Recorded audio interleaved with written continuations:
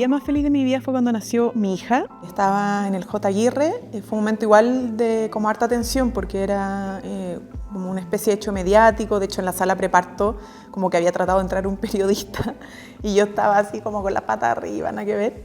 Pero cuando nació me la pusieron acá encima, al tiro inmediatamente, y estaba así moradita y levanta la cabeza, me mira, abre los ojos y esos ojos como grises de las guaguas, y ahí yo lloré de felicidad. Así como literalmente lloré de emoción y felicidad. Así que sin lugar a dudas fue ese, el momento más feliz de mi vida. El momento más triste de mi vida, yo creo que fue cuando murió mi abuela materna, porque estaba con un tumor cerebral y fue un proceso bien largo, bien doloroso, sobre todo para mi madre, para toda la familia, pero particularmente para mi mamá. Y yo venía del colegio y de repente digo, voy a ir a ver a mi abuela. Sabía que mi mamá la estaba visitando, estaba siendo cuidada y no tenía cómo moverme, me voy a pie. Me sigue mi perrito de ese entonces y llego al lugar donde estaba mi abuela, estaba mi mamá, abro la puerta a la pieza donde estaba y había cerrado los ojos y había fallecido como segundos antes que yo llegara. Y obviamente fue un momento muy triste de acompañar a mi mamá, de llorar, de despedir a mi abuela. Yo creo que ese, y otro momento que me marcó mucho de tristeza, porque fue yo creo cuando tuve una conciencia de la muerte, cuando murió una perrita que teníamos en la casa que se llamaba Almendra, una quiltrita hermosa, que había sido operada para no tener más cachorro. Y falló en esa operación y estuvo varias semanas con hartas dolencias, no se movía y tratamos de reanimarla, sacarla a pasear. Y en esa salida la perrita empezó a tener como convulsiones y la vimos morir ahí mismo. Entonces fue guau. Acabo de perder un ser querido, lo vi y esto es lo que pasa. Se muere y ya no hay más. Eso fue muy triste, muy triste. De todas maneras me hago el tiempo para ver series, porque si no es la locura. O sea, tengo que distraerme y eso lo hago en la noche, después de revisar todos los correos, responder los WhatsApp, etcétera, etcétera, leer las cosas para el día siguiente, veo un capítulo de alguna serie en la cama, antes de dormir. Bueno, la serie que estoy viendo ahora, que es una serie que nunca continuó después del primer capítulo, es Breaking Bad, que está como en el primer lugar de las mejores series. Yo lo pongo en duda, creo que es muy buena, pero todavía no me supera otras series. A ver, Ted Lasso, una serie muy bonita. Vi Downton Abbey, que es como, wow, una serie de esas que me gustan a mí porque son de época, que hablan de contextos políticos. Después del hundimiento del Titanic, Primera Guerra Mundial, o sea, es una familia que pasa por todos los procesos históricos y cómo los momentos históricos van cambiando y transformando a los personajes, que no hay solo un gran personaje, son muchos personajes, sus valores, sus realidades, su perspectiva, entonces muy interesante. Y creo que otra serie muy buena, además que yo recomendaría, es Six Feet Under, que también tiene la gracia de que tú vas siguiendo la evolución de los personajes. Tiene otro rollo que es como más psicológico, la fragilidad de la vida, etc. Pero ves cambios en cada uno de los personajes y cada personaje es interesante en sí mismo. Entonces esas son series buenísimas y sí, las veo, me gustan y me hago el tiempo casi obligadamente para distraer la cabeza. Muchas películas me han marcado. Muchas películas buenas. Vi una que es como una película documental hace poco que la encontré muy buena, que habla de la historia de Sixto Rodríguez, que es un cantante que no alcanzó a ser muy conocido, pero que sacó una obra muy buena, un gran artista, y que se hizo famoso en Sudáfrica. No alcanzó a hacerse fama a nivel mundial, pero es un lujo de artista. Y hace un documental de cómo van y lo descubren, porque lo dieron por muerto en un momento, y después se dan cuenta que estaba vivo, viviendo como obrero que era, como trabajador, y eso fue una gran película que es como de las últimas que me marcó. Pero hay una serie tremenda de buenas películas, que El Club de la Pelea, Pánico y Locura en Las Vegas, o sea, películas románticas como El Diario de una Pasión, que es una de las que volvería a ver para volver a llorar como lloré con esa película. El libro yo creo que cada uno como que va teniendo etapas. Yo estoy muy en etapa ahora de ciencia ficción. Como que entré en la lógica de la ciencia ficción y el último que leí, que recomiendo mucho porque es demasiado entretenido, es Proyecto Hail Mary. No voy a spoilear mucho, pero habla, hay dos personajes, un personaje que del planeta Tierra y otro personaje que es un extraterrestre con el que se encuentra este otro. Y la relación entre ellos dos es demasiado entretenida. Y bueno, obviamente de ciencia ficción. Y ahí yo recomendaría las obras en general de Hernán Rivera Letelier, encuentro que escribe muy bien. Y bueno, sus obras también tremendas, y de María Luisa Bombal, que de María Luisa Bombal a mí me marcó mucho La última niebla, y bueno, ella en sí misma es un personaje importante en nuestra historia, y su obra, su historia es personal también, pero recomiendo como a esos escritores chilenos y de ciencia ficción el Proyecto Hail Mary. Yo no soy la de favoritos, como me gusta en general la música diversa, la buena música, entonces voy como conociendo distintas bandas o artistas independientemente del género y los voy escuchando. Cuando reconozco que son buenos, entro en esas bandas o en esos artistas. Ahora, obviamente uno tiene un listado como de bandas, o sea, los Beatles, ELO, Blair, Pink Floyd, en Chile Los Tres, Los Prisioneros. Y ahora he estado escuchando, bueno, mucho obviamente Plumas, porque mi pareja vocalista ahí sacaron un nuevo disco, y estoy escuchando un nuevo disco de la Nati Peluso, que es Grasa, que lo encontré muy interesante, porque hicieron un ejercicio muy parecido al de Plumas, que fue como hacer videoclips de las canciones, pero con un orden lógico, casi como una especie de mini película. Bueno, yo soy política, entonces destaco mucho cuando los deportistas en ciertos momentos se atreven a jugársela no solo por su equipo, sino que también por su país o por su gente.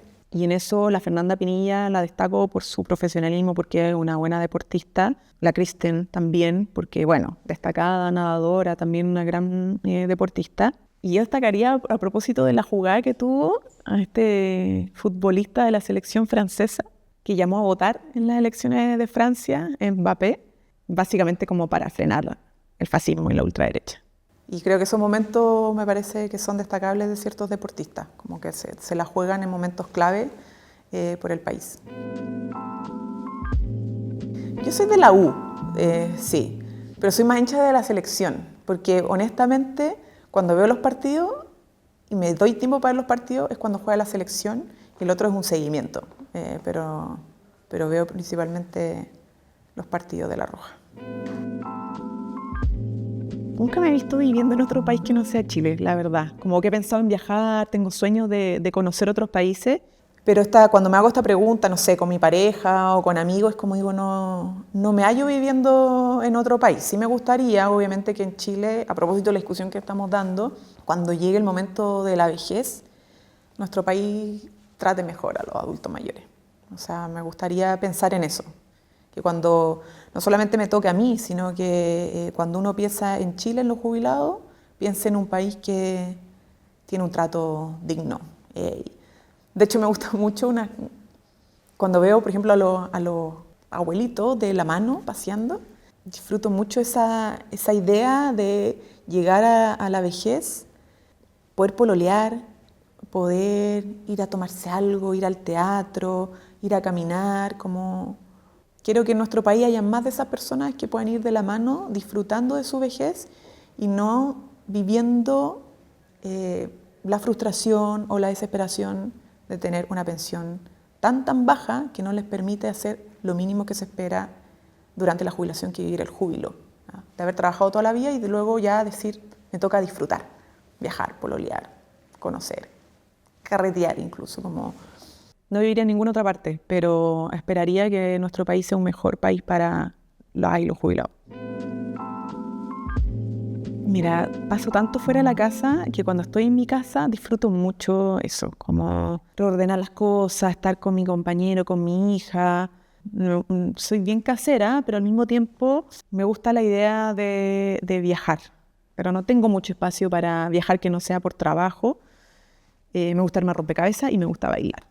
O sea, de las maneras que me distraigo es, claro, las series, pero también bailando y sin lugar a duda armando rompecabezas, porque con el armar rompecabezas logro definitivamente no pensar en absolutamente nada más que ordenar las piezas del rompecabezas.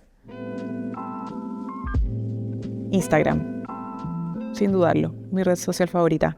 Sobre todo, bueno, porque es una buena herramienta de trabajo para mí, pero también porque me encantan los reels que me aparecen a mí según mi algoritmo. Yo creo que es que los gatitos, cosas de gatos en general, cosas como hágalo usted mismo, no sabías cómo instalar o reparar la cañería en el hogar, esas cosas me gustan de Instagram.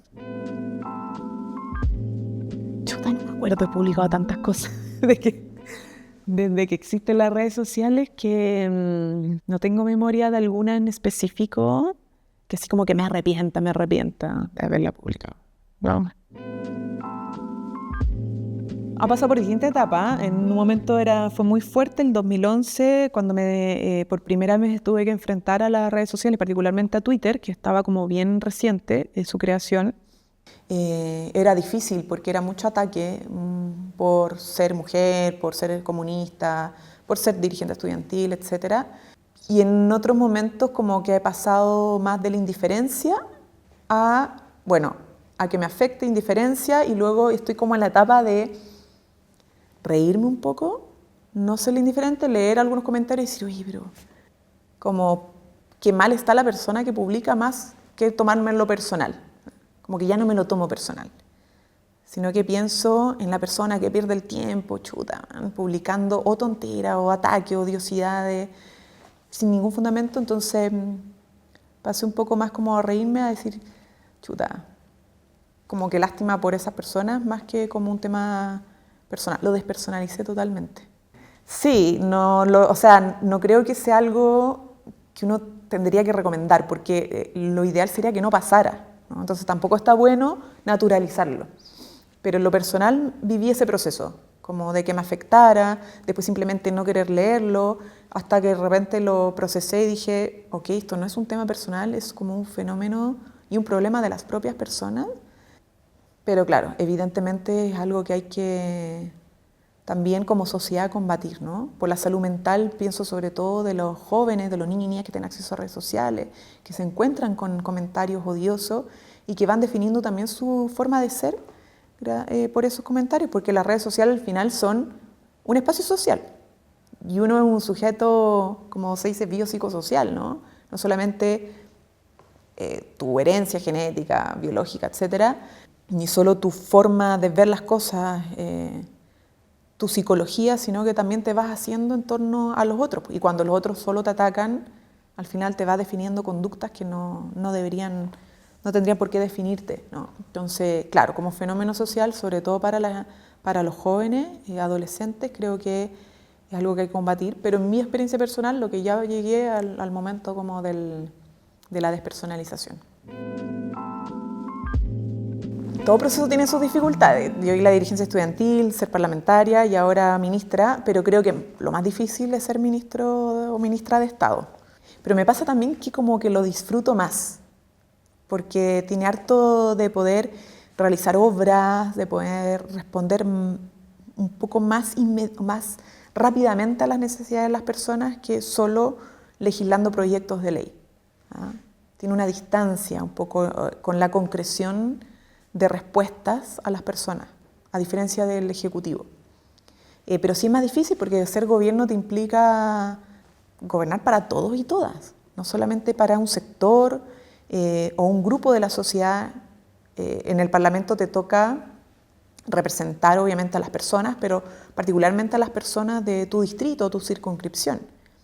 Pero ser ministra de un gobierno implica pensar en todos y todas. Y eso es obviamente un desafío, una dificultad mayor, como lo es, por ejemplo, priorizar. Uno tiene una idea de las cosas que va a hacer, pero también en el camino te vas dando cuenta que hay múltiples necesidades y a veces decís no hay espacio para responder a todas, pues todas son importantes. Entonces esa dificultad es la que uno se enfrenta y es un aprendizaje también constante. Yo creo que hay cosas que se han ido aprendiendo en esta tarea de ser gobierno, pero hay otras que se reafirman. Aprender, por ejemplo, el desafío de la priorización. Pero también he reafirmado la importancia de lo colectivo, de que aquí nadie puede solo. Eso lo vi como dirigente estudiantil, que me tocó representar un movimiento estudiantil con estudiantes que eran de distintas tendencias políticas, de distintas universidades, aunar también demandas con otros sectores, con el Parlamento también, porque si bien representaba mi bancada del partido, tenía que hacer nexo y alianza con otras bancadas y transversalizar proyectos como las 40 horas. Entonces entendía mucho lo de la colectivización de las tareas y de los esfuerzos, pero siendo gobierno esto como que se refuerza, ¿verdad? Porque imagínate tú cuando vas a un lugar y te dicen aquí nos falta un hospital, un consultorio. Entonces uno chuta ya. Esto hay que hacerlo como gobierno, son esfuerzos presupuestarios, son esfuerzos con otros sectores, hay que buscar suelos, terrenos, hay que tener coordinación con otras autoridades, pero además necesitas a los funcionarios y funcionarias públicas en esta tarea. No pasa solo por una decisión del gobierno, sino que para que funcione y simplemente tienes que tener a médicos, a técnicos, a directores que hagan que el hospital funcione y que al final no sea un cascarón nomás. Entonces, se refuerza esto de que en la política nos necesitamos a todos y todas para encontrar soluciones para las personas. Y por eso nosotros también hemos puesto harto énfasis en los acuerdos, más cuando tenemos minoría parlamentaria. Pero es parte como de lo cotidiano, ¿no? Del hacer política. Estando en el gobierno se refuerza mucho más esta convicción de que para avanzar el esfuerzo es de todos y todas y no depende solo de uno. Creo que en Chile, si bien hemos avanzado en compatibilizar las tareas y el trabajo reproductivo, el de cuidar y criar, con la vida laboral, todavía tenemos brechas grandes, ¿no? Y cuando se trata del trabajo que hacemos las mujeres que estamos en edad de tener hijos y que tenemos hijos, hijas pequeñas, es bien complejo siempre, es como un desafío permanente. Yo he logrado ordenarme, pero aún así es como en casa herrero cuchillo de palo, porque nosotros decimos hay que compatibilizar más y hay que dar espacios para los cuidados con la vida laboral, pero en la experiencia de ser gobierno, por el nivel de exposición, porque este trabajo no tiene como un horario laboral fijo, es una lucha permanente abrirle espacio a lo que es la maternidad, no solo por tiempo, sino por la calidad del tiempo. Entonces, sí, es un desafío permanente. Ahora, con todo, tengo una niña maravillosa que siempre me llena de orgullo y felicidad, pero es un problema, sigue siendo un tremendo problema, porque además en Chile no hemos estado acostumbrados a ver autoridades del Parlamento o en este caso de gobierno que estén justamente en la edad de tener hijos e hijas pequeñas. Por lo general o ya tuvieron o eran hombres que su señora era la que cuidaba al bebé o al niño. Pero ahora tenemos hombres y mujeres entre, no sé, 32, 40 y tantos años que están con niños y niñas pequeños y que tienen que cuidar a los niños, ¿ah? Y preocuparse de las tareas, de dejarlo al colegio, de la ida al colegio y aún así estar al día con todas las tareas de ser autoridad de gobierno. Obviamente la reforma previsional, me encantaría que se pudiera aprobar ya, pero yo entiendo también que para que una reforma de este tipo, que cambia estructuralmente el sistema de pensiones como lo conocemos actualmente, requiere de acuerdos, ¿no? Y para que sea estable y sostenible en el tiempo, requiere de acuerdos. Entiendo perfectamente eso. Me gustaría, más que no pasara por el Congreso, que el Congreso lo aprobara ya. Sí, hay una figura de la vereda al frente que siempre he valorado y con un grado incluso de admiración, que es Lili Pérez. Creo que, y la he visto así antes de ser ministra, yo creo que una mujer que, además de inteligente, con una tremenda trayectoria política, hoy día entiendo que está retirada de la política, pero son de esas mujeres que destacaron y que fueron muy valientes también, a pesar de estar en un mundo muy conservador, fue capaz y se atrevió de levantar la voz y defender sobre todo los derechos de las mujeres. Insisto, en una época y en un ambiente donde primaba el conservadurismo.